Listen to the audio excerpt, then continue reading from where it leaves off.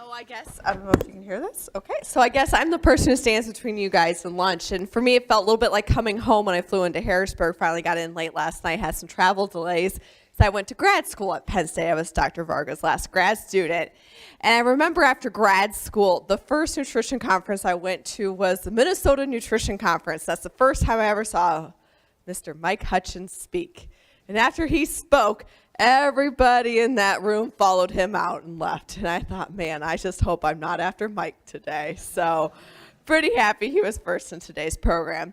So mine's not going to be quite as deep and scientific. Mine's more a little bit about what I do see in the field, what I see people have as working. And I'm going to take it all the way from the calf to all the way through her lactation. So starting with the calf, going through the heifer, going through the transition that Phil talked a lot about, and then into that lactating animal. So we start off with that calf.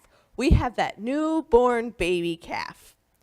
One of the first things you're going to deal with is colostrum. Now, we probably all know this. Maybe this is repetitive, but here now you have it in a slide in a book. Maybe you can show your producers if they think you're crazy. Say, hey, here's somebody else who's telling you you need to be doing this. Again, it always comes down to your quality, your quantity, time. A refractometer isn't expensive. Test the quality of that colostrum. Make sure you're above that 50 grams per liter of IgGs. There's been a lot of research showing we need to make sure we have that passive into the bloodstream of that calf. 6 quarts. If I would have said this to somebody 2 years ago, they kind of looked at me like I was crazy. This was a new technology I'd adopted on my own farm probably about 3 years ago, switching from the 4 quarts to the 6 quarts. Doing that 1 gallon right away, and then within that 10 to 12 hours doing a second feeding. And this really has made a difference. You know, Cornell kind of really headed up some of this research of looking at these higher colostrum amounts, and I think some of these top-end producers, these ones who have these 35,000 rolling herd averages, it's pretty incredible to see what some of them are feeding for colostrum. Some the other day, met with one of our equipment reps. She said she's got some farms that want to keep pushing that bar, and they're looking at 2 total gallons of colostrum into every calf within those first 24 hours, just because they're thinking they can keep on seeing that improved more. We've really addressed morbidity rate in calves. How many are dying? I mean, mortality. And like, so what do we look at? How many are getting sick? Can we get that number down to 0 or 1 or 2%? And another interesting thing is, do we want to give it immediately? I was having supper with a consultant probably last March out in South Dakota, and he just was beside himself. He couldn't figure out what was going on. He was having a death rate that nobody would accept. And he goes, I hired 2 full-time guys. I got a guy in that fresh pen all day long. As soon as those calves are born, I'm giving them their colostrum. What is going on? What he didn't realize was the vaccine he was giving them, the manufacturer was recommending half hour between the vaccination and the colostrum feeding. Ran into him about September. I was back in South Dakota traveling. And he says, you know what? He goes, I need to buy you a beer. He goes, because I haven't lost a calf since I talked to you. He goes, I didn't realize that the calfhood vaccination I was using, the package said to wait half an hour. So that's just one of those little tidbit things that sometimes we can overlook. We get so consumed with, let's maybe try, we hear colostrum immediately. And it's not like he was waiting 12 hours. It's just he needed that half hour of time in between. It made a life of difference for him. So what impact does amino acids have during this phase? That pre-fresh cow. The quality of that colostrum is affected by that dry cow's nutrition. Phil did a great job showing this pre-fresh. The work that University of Illinois is doing on amino acids pre-fresh is phenomenal, and showing that even if methionine, say, is a break even right now because of milk protein price, there's so many other factors and things that it's improving, it's a no-brainer. Deficiencies in protein and energy are going to affect not only the amount and the quality of that cow, which she's going to produce. In diets very low in protein that do not have amino acid supplement have actually shown through some work that that calf doesn't even have the ability to absorb those IgGs. So feeding that colostrum just did you no good. So now we move into milk replacer. I grew up with my dad helping him feed calves, and you took your little gallon bucket, you had it half full, he had little marks wrote on it, and that's what you fed your calf. Who does that anymore?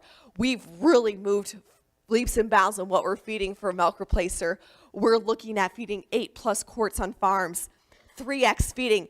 There's some discussion groups I follow online, and you keep hearing people ask, well, where do I get 3 quart bottles to feed my calves. This industry is changing. It's no longer the 2 quarts. We're moving on to the 3 quarts. And looking at how do you schedule your workers' times? How do you put the time slots of those 3X feedings? And automation is really changing this. In the Midwest, we're seeing a lot of automatic calf feeders going on.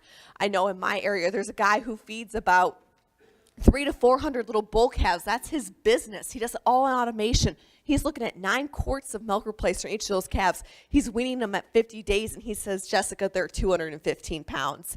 So we're really learning a lot about milk replacer. Now remember, this is a monogastric animal. They're not functioning rumen. That rumen's developing. We still need to have intake, but you don't need rumen-protected amino acids. Sometimes I get asked that, like, well, do you need, like, no, rumen's not developed yet. But do they need amino acids? Yes, they do. The newborn calf is the most efficient animal with respect to utilizing protein. But if we're giving them too much protein and it's not balanced for amino acids, there's going to be waste. And again, I just mentioned this calf doesn't have a functioning rumen.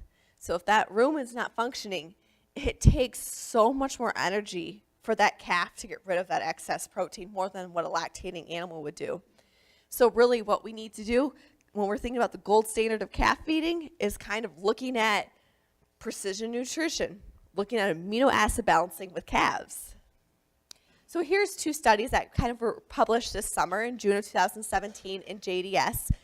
And it was kind of looking at amino acid supplementation in calf milk replacers containing plasma proteins. So the first one, done by University of Illinois, they supplemented isoleucine and threonine. So the body weight of these calves was actually less in the plasma protein inclusion when it didn't when it didn't have the amino acids. So increasing the plasma protein of that milk replacer didn't improve it because it didn't have the amino acids it needed. And there was also a lot less antibiotics used, a lot less treatment. These calves weren't sick when you supplemented the amino acids. So it kind of comes back, you hear sometimes the old rhetoric of, well, I tried an accelerated program, it didn't work, these calves crashed, they got sick. Maybe it did work, it would work, we didn't have the amino acids right, and those calves were just using so much energy to get rid of this excess protein, they didn't know what to do. Then there was also some work done at Cornell that was also published this summer, and it says that this was some energy work, but it kind of was starting to look at parenchymal tissue and this udder development.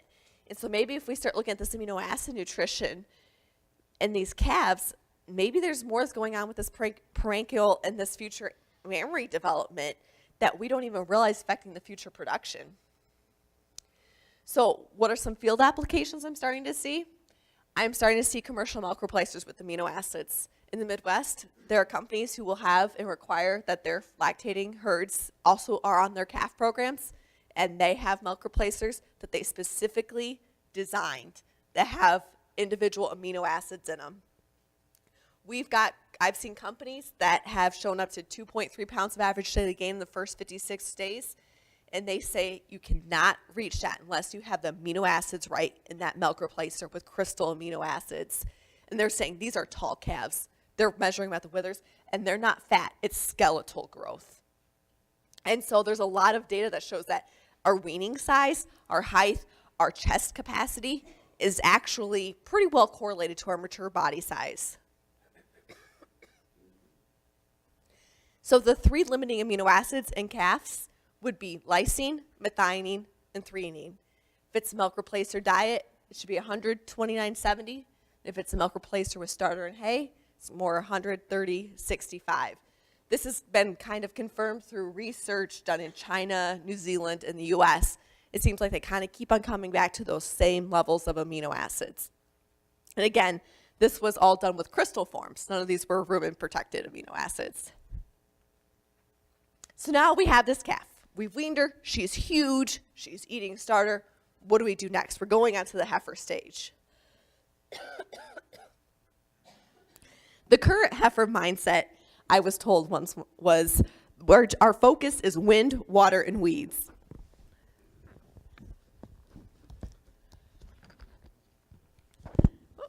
Excuse me, I have a little bit of a cold, so I got my water.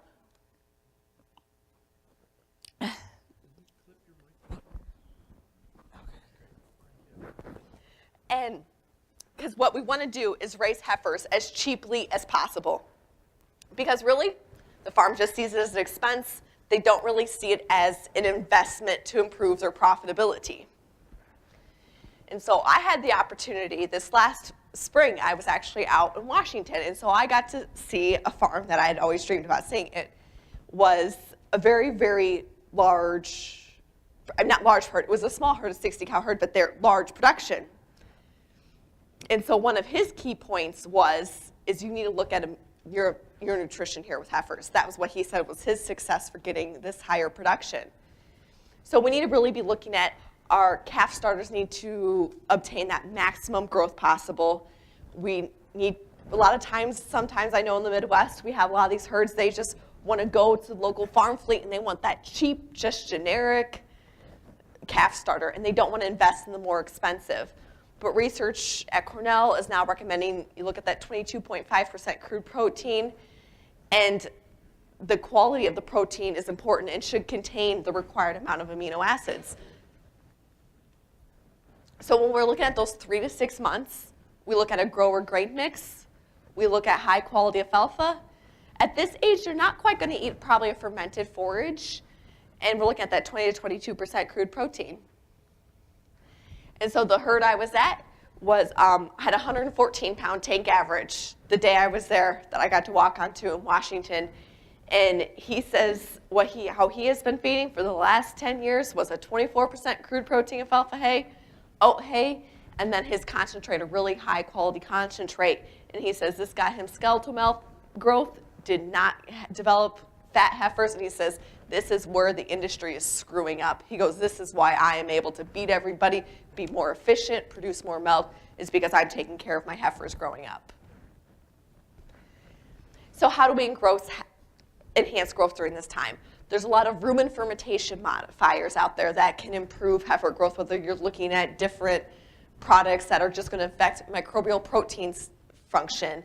And so what this does is, improves microbial protein production and results in microbial flow to the intestine.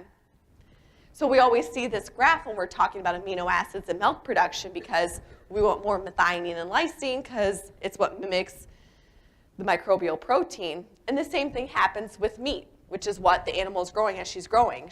And that lysine and methionine looks exactly like the rumen microbes. So if you can produce more rumen microbial protein, you're going to get more growth. So some of the field observations on the heifer stage, I constantly hear, we put rumen protected amino acids and we have a heifer line of calf starter for those show herds. They want bigger heifers. Or we use rumen modifiers to improve our skeletal growth, but it's in our show line. It's in that show right feed or show stud. And so, these herds that are for show, they want these large size growth, larger heifers. They're going for awards. But isn't this the same goal of all dairy farmers? The faster we can grow that animal, if we can grow her correctly, that's about $50 we can shave off for every month that we can grow her faster and have her calve in earlier. Some achievable guidelines that I see some of the people who are winning in the industry doing is 51 inches at the withers to begin breeding. We're not interested really in weight. You really should be looking at weight when you're looking at who you're going to breed. You should be looking at their height. And at 10 months, 10% should reach this goal. At 11 months, 25%. And at 12 months, they should all reach this goal. And at the end of your heifer program, now it's time to make sure breeding is timely. As heifers get older, their frame really slows down. So that time that they're taking to keep growing, it's just going to put fat on their back, and you're going to get fat heifers. A result, overweight heifers, the calve in, you're going to lose a lot of production potential. I think it was really neat, those graphs that Phil showed. You're going to increase your heifer cost, again, about $50 for every month that you're delayed. You're going to have trouble breeding her back as a first lactation animal. And if you end up culling her, you've sold her before you've even reached her genetic potential. I kind of get in arguments sometimes with the AI industry because they talk about how we've progressed the genetic potential of the animal through the bulls we're able to offer. But what's it matter? Because we're not seeing that genetic potential when almost 50% of most dairy herds in the U.S. are first lactation animals. That's a number I see constantly. And that, again, is something where we need to change a different mindset and try to push that number down to 25, 35%, because where the money is is pushing that lactation average up to your 3rd, 4th, and 5th lactation animals. So now we move into the transition cow. This is going to be a little bit repetitive. Phil covered this excellently. But again, there's a lot of non-nutritional factors that are going to start playing a role here. Bunk space. What is your stocking density? Recommendations, 80%. Who keeps it there? The top guys do, because they understand the importance of stocking density. Time. What is considered pre-fresh? I was in a meeting once with a group of young farmers. My husband and I also farm, and so the moderator asked, well, what's pre-fresh mean? And the first guy jumps up, shoots his hand up, and goes, well, it's when I see the feet coming out of the cow. That's when I put her on the pre-fresh diet. And so there's a lot of that out there. There's a lot of that out there still. And so this is something that we all know, but we just really need to reiterate that, know those breeding dates and really have a protocol to get those cows on that diet 3 weeks prior.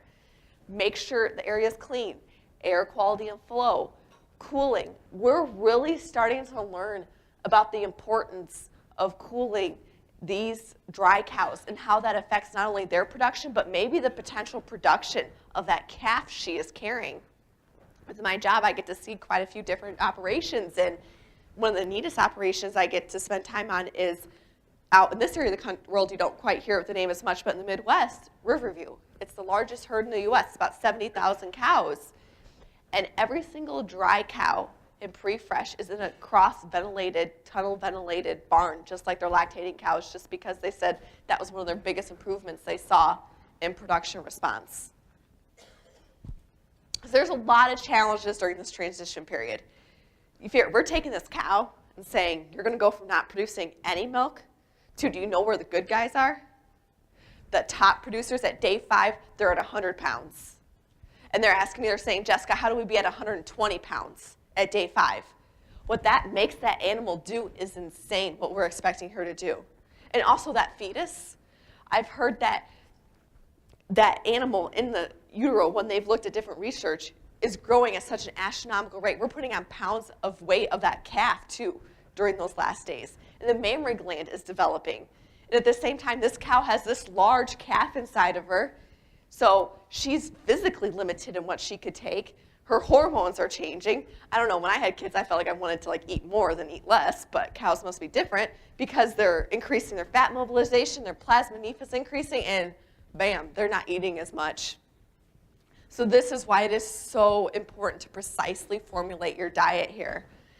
This is, if you've ever seen me give a talk, this is a graph I like to use by Bell because this shows that MP balance relative to calving. When you look from that 0 to 21 days, that animal, she is using her body. She is ripping herself apart to perform because that is what we've bred her to do. This is what we're expecting her to do. So a lot of this pre-fresh amino acid needs, there is a lot of research out there that this is honestly almost the most important nutrient through this phase is protein. And the rumen undegradable protein requirements for these post-fresh transition cows is higher than at any other time of her lactation because of her going through that body change. Amino acids also are important for that mammary gland to develop in the early stages of lactation. Also, amino acids are needed to fuel gluconeogenesis. So much of we're wanting to push that glucose to the mammary gland to really help produce lactose, and that's what's going to drive milk production. And also, this cow during this time, she needs amino acids to fight off those metabolic conditions. I think a big thing that we're facing here as an industry, and we're starting to figure out how do we navigate this new milk pricing system. Who knew that milk protein would be where it is today?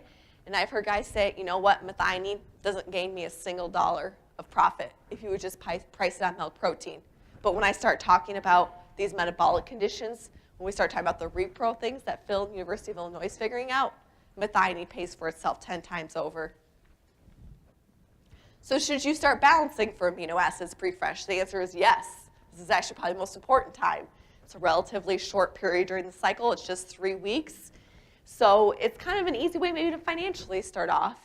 And also, you're going to help offset that depressed intake that's going to be becoming limiting. And this is such an important time to have precision nutrition. Again, this is a table we've all seen when it comes to amino acids.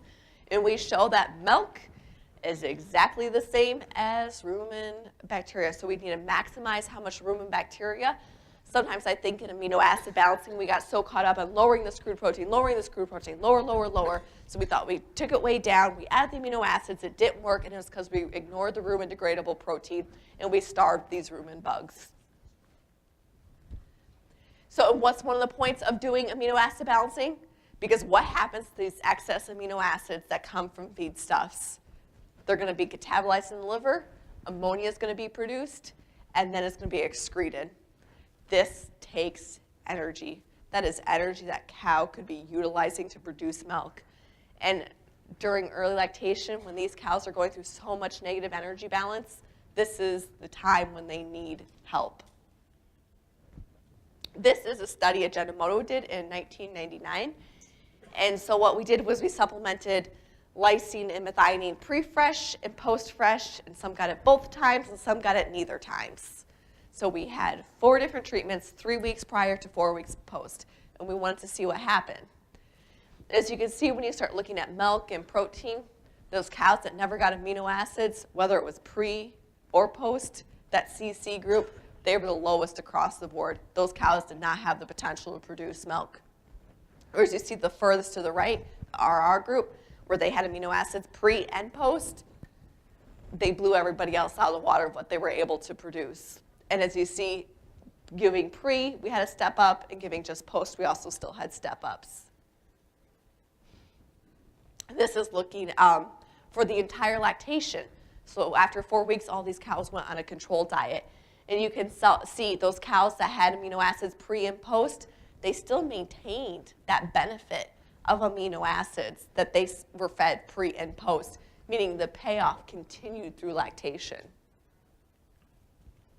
So some of our take-home messages with amino acid balancing through transition is amino acid balancing is more important. We cannot stress this enough. Any amino acid person you talk to, any company, whether methionine and lysine, is going to say this is the most important stage of lactation. You've really got to be focusing here. And some data suggests that balancing in pre and post during just that transition period will continue on through the lactation, and they're going to keep on having those benefits. So now we've gotten the cow through her transition, and now we're on to our lactating cow. So what are some non-nutritional lactation factors? First one, overcrowding. When I saw Judd this morning, I asked him, I go, what's one of the big issues that producers here in Pennsylvania are facing? I don't get out here to the Northeast very often, mainly focus in the Midwest. And he says, well, it's the co-ops. I go, well, same thing is happening in the Midwest then. And there's a large major co-op in the Midwest that has recently put on allocations. And our guy who sells us our semen, he's at one of the herds who's just expanded, and he goes, oh, well, I got to get my allocation. He goes, because I'm getting paid $2 a hundredweight for my milk. That is over allocation. That's how strict the regulations are. So first thing he did, he took the stocking density down to 1-to-1. You know what happened? Production increased. So now he's even more over allocation. So now he is just sitting with one of his 200 head free stalls empty, because he just had to keep on selling cows, because at $2 a hundredweight, there's no way you can make any money on that milk. So another thing, stall comfort. Make sure we're maintaining those stalls. Water space, is there water available after they leave the milking facility? Time away from feed.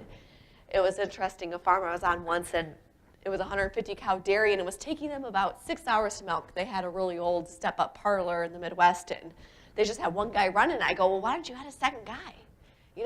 Make milking go twice as fast, have somebody else pushing and scraping. And they did, and they saw about a 7-pound increase, because they cut milking time from 6 hours to 3 hours, and just those cows had more time to lay down and eat. And so sometimes it's tough to explain to people to realize that, sometimes you got to invest money to make more money. Hoof care. A lot of times, sometimes in these negative times, that's what you really start seeing kind of get cut. But a lame cow, the data's out there and it's strong. She's not going to produce as much milk. And then pregnancy rate, which pregnancy rate, as Phil talked about, is affected by nutrition. And also, I would like to kind of counter why we've seen this uptick in pregnancy rate in the last 10 years is because how much more we know about synchronization programs, how much more we have with technology, with Cow Manager, with Select Detect. we're just generally getting semen into the cows, whereas we used to not be as stringent on that, and a cow can't get pregnant if she's not getting bred. So nutritional factors affecting production, I'm a big person on forage. You know, I work for an amino acid company, but I don't think it matters if you don't have a good forage. And so I think it's really interesting to see what my generation, what we're going to have to play with for forages of all these new BMRs that are coming out. And I made this slide before I realized you guys have a post-conference by Enogen. It's kind of interesting. Some of the farms I work with are playing with that, you know, looking at hay, you know, we're having low lignin alfalfa varieties now, you know, in grain, looking at grinding size. I mean, we've got herds who are using some of these forage technologies, they're getting fecal starches down to 1%, and they're seeing these production responses, and they're feeding less corn, and it's just looking at all these different things they can do with their forages. And then silage management, you know, using an inoculant, you know, packing density, making sure that bunk face is managed well. So amino acid balancing and lactating animals, this is important even in low times of low milk prices. Jeff Zanton, who actually is a past graduate student here from Penn State, he was here when I was here. He worked at Novus for a time, and he did a meta-analysis of 64 methionine papers. And if you take the average response that he found for that meta-analysis, that even in low prices of milk prices time in 2009, you were at least still always breaking even. And at that point in time, we didn't realize all these health benefits that we're finding out through the new research. Here's kind of the list of Ajinomoto studies. We've done a lot. And one of the big things that you'll see what we did is the period, the third column, we always did fresh cows. So that way we could really know we'd see a response. And this is just a table showing the results of control versus treatment. And it was always positive. And again, this just kind of can hit it home that those fresh cows need supplemental amino acids. So some of our early lactation factors that we like to look at is that MP target. You could be about 98% of the required models predicts, because we've moved beyond MP now. We're moving on to the individual amino acids. But we got to make sure we have adequate RDP, looking at about 10, 10.2 to maximize that microbial protein. You know, overfeeding is just going to add cost. And so looking at lysine at a 7 to 7.2, you're going to need a synthetic. And methionine, you're going to 2.4, 2.6. And again, you're going to need a synthetic methionine to achieve that. This is just kind of a slide showing income over feed cost. The amino acid industry has changed from where it has been. I still remember 4.5 years ago when I took this role and came over to Ajinomoto. I was sitting in our office in Chicago, and the first man asked, "Well, you're a dairy farmer. You must feed Agipro." I go, "No." And I'm surprised they didn't fire me. They probably looked at my contract. Okay, we really hired this girl. At that point in time, we're at about 5.6 cents per gram of NP lysine. And as we're improving technology and improving, and this is what we have to do as a feed industry, what we have to do to serve you guys and serve nutritionists and the producers better, is we have to continue to decrease this cost of what it's going to be for B amino acids, so that maybe someday we can reach that point, that strategy that Phil talked about of we feed corn silage and then we just feed our synthetic amino acids. And that cow then is going to be efficient. She's not going to excrete it into the environment, so we can sit there and handle those issues that we've got coming down the pipeline, and it can also be effective, because I don't know if we're ever going to see $24, $26 milk anymore, ever again, because we are so efficient and so good at producing milk, and we're growing so fast as an industry, we're always going to keep oversupplying, I feel. So this is just kind of a cool thing that looks at blood meal, and average what we've seen. We've collected samples and what it would cost of supplementing a blood meal for your lysine source versus supplementing really any of the synthetic lysines. We're all about the same price per gram of MP lysine. So, no, it's time to start looking at using a synthetic lysine source. So this is just kind of a little bit of a preview of what breakout sessions later today. And so kind of looking at, we keep talking about increasing intake. In my office for Ajinomoto, we also have a counterpart for me, Kevin, who deals with more the monogastric side. And is he trying to push the pigs and push pork research for the pigs to eat more No, he's looking at how do we make the pig more efficient, eating the same, producing more. And so I think that's somewhere where we need to start going as a dairy industry instead of looking at, okay, because we're seeing so many 66, 67 dry matter intakes on some of these high-producing herds. Well, what if we could do that at 60 pounds of dry matter? That would be the biggest thing we could ever do to improve the profitability of the dairy farmers, improve that feed efficiency. And we're starting to see a little bit of research that says maybe it's amino acids that we could do that with. So that's all I had for today.